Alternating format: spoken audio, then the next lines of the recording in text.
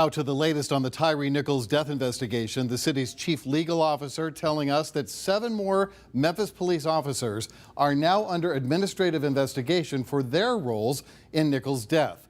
Jennifer Sink tells us the officers will receive an internal statement of charges. Now that's a document notifying them of policy that they are accused of violating, which is followed by a hearing and then a written decision. That could come sometime this week.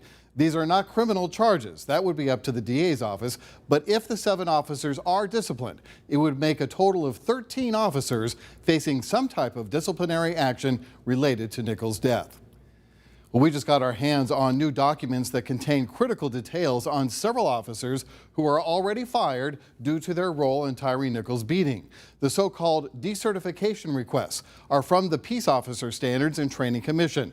Zaria Oates has been going through the documents for us. And Zaria, you showed some of them to me earlier. What's inside those documents is very disturbing.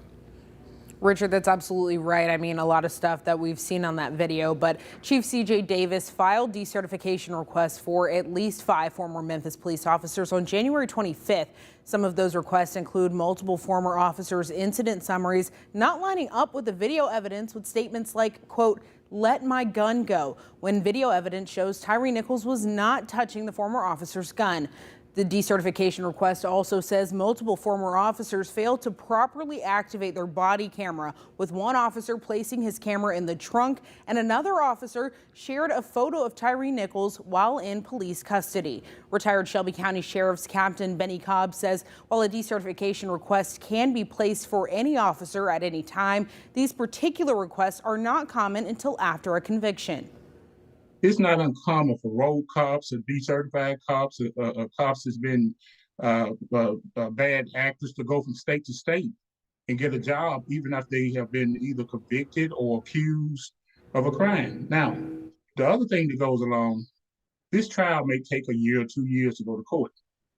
And then in the meantime, if these officers were not decertified, they could actually go somewhere else and be a police officer. The decertification being on the state level means officers who are decertified could seek employment in another state. Now being hired onto another law enforcement team is not guaranteed, but retired Captain Benny Cobb says it's not unheard of. Richard.